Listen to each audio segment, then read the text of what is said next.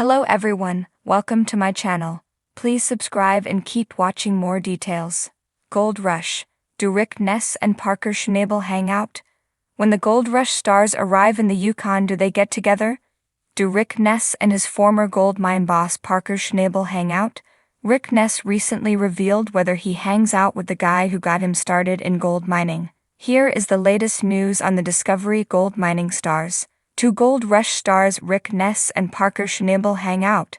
Gold Rush Season 14 has shown Rick Ness's aim to redeem himself after taking a year off. He sold his mom's home and then proceeded to rebuild his mining business with a new teen rally. However, does Rick ever hang out with Parker Schnabel, the guy who got him started in gold mining in the first place? According to a new interview with TV Insider, they don't. Rick explained, "I think we are both pretty busy people. We don't see each other very often even though we are in the same spot on the Yukon." Gold Rush prodigy Parker Schnabel calls Rick Ness a survivor. Before the Gold Rush Season 14 premiere, Rick Ness spoke again to TV Insider about returning to the gold mining Discovery series. He was asked about Parker Schnabel and whether or not they had some conversations when he returned. At this, Rick shared, "There was a lot of talk about whether I was done for good.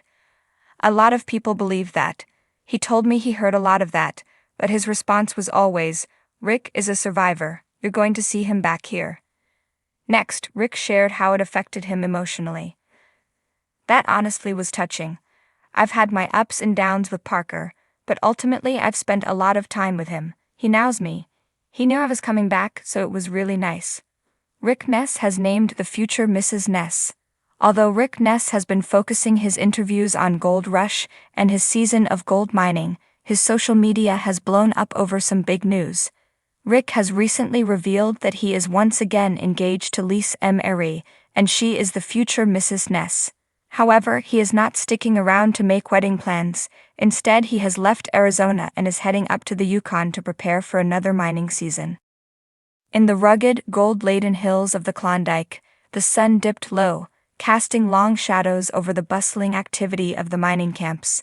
The air was thick with the smell of diesel and the constant hum of machinery. Among the prospectors, two names stood out like beacons of fortune and fame: Rick Ness and Parker Schnabel. These two titans of the gold rush were often the talk of the mining community, not just for their exploits in the gold fields, but also for the mystery surrounding their off-camera relationship. Rick Ness, the former musician turned miner, had an undeniable charisma that drew people in. His camp was always lively, a place where hard work was rewarded with camaraderie and laughter. Rick was the kind of leader who worked shoulder to shoulder with his crew, his hands as calloused and warm as any of theirs.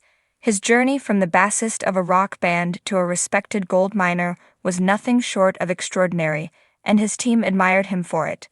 Parker Schnabel, on the other hand, was a prodigy in the mining world. Having inherited his grandfather's claim, Parker had turned it into a gold mining empire through sheer determination and an almost obsessive work ethic. His camp was a well-oiled machine, running with the precision of a Swiss watch. Parker's intense focus on mining left little room for anything else, and while his crew respected him, they also knew he was a hard taskmaster. The rivalry between Rick and Parker was well known. Their competitive spirit was the lifeblood of many a season of Gold Rush, each pushing the other to new heights of innovation and production. But outside the glare of the cameras and the roar of the excavators, a different story unfolded. One crisp autumn evening, as the first hints of winter began to creep into the Klondike, Rick sat by the campfire, nursing a beer. The day's work had been grueling, and the warmth of the fire was a welcome respite. He stared into the flames, lost in thought, when he heard footsteps approaching. Looking up, he saw Parker standing at the edge of the firelight, hands shoved deep into his pockets. "Mind if I join you?" Parker asked, his voice carrying a hint of exhaustion. Rick raised an eyebrow but nodded, motioning to an empty log nearby. "Sure, have a seat." Parker sat down, the firelight casting flickering shadows on his face. For a while, they sat in silence, the crackling of the fire the only sound between them.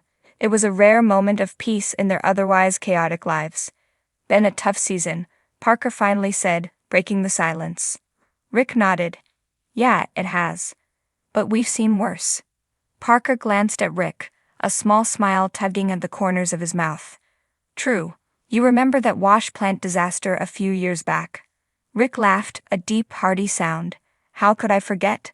Thought I was going to lose my mind that season. They reminisced about past seasons, the trials and triumphs, the near misses and the unexpected windfalls. The tension that often simmered between them in the field seemed to melt away in the glow of the fire. As the night wore on, they talked about more than just mining. They shared stories of their lives before the gold rush, their hopes and fears, and the toll the pursuit of gold had taken on their personal lives. Parker spoke of his grandfather, the man who had ignited his passion for mining, and the pressure he felt to live up to his legacy. Rick opened up about his decision to leave music behind and the sense of fulfillment he found in the harsh, demanding world of mining. In that moment, the competitive miners were just two men sharing a fire, bonded by the unique and challenging path they had chosen. There was a mutual respect between them, forged through years of competition and the shared hardships of the goldfields. As the fire burned low, Parker stood up, stretching his arms. I should get some rest. Early start tomorrow. Rick nodded, also rising to his feet. Yeah, same here. They stood there for a moment, the camaraderie of the evening lingering in the air. Take care, Parker, Rick said, offering his hand. Parker shook it firmly. You too, Rick. With that, Parker turned and walked back towards his camp, disappearing into the night. Rick watched him go, a thoughtful expression on his face. Despite their differences, despite the competition, there was an understanding between them. They were both driven by the same dream, the same hunger for gold, and that bound them in a way few could understand. As Rick doused the fire and headed to his tent, he couldn't help but smile. The gold rush was a relentless pursuit, but it had also brought him unexpected friendships, moments of reflection, and a deeper appreciation for the journey. In the end, it wasn't just about the gold.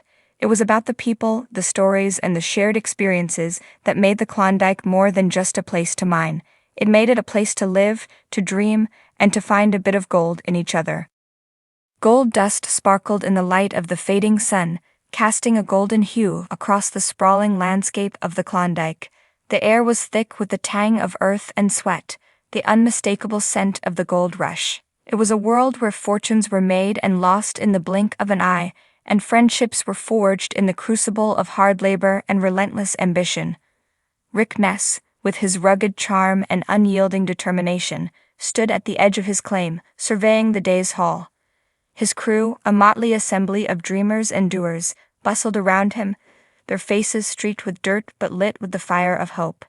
Rick had always been a bit of a lone wolf, carving his path through sheer grit and a refusal to back down from any challenge. Across the valley, Parker Schnabel, the prodigious gold miner with a sharp mind and even sharper instincts, was orchestrating a symphony of machinery and manpower. Parker's operation was a well-oiled machine, a testament to his strategic brilliance and relentless pursuit of excellence. He was younger than Rick, but had already amassed a fortune that made him a legend in the gold mining world.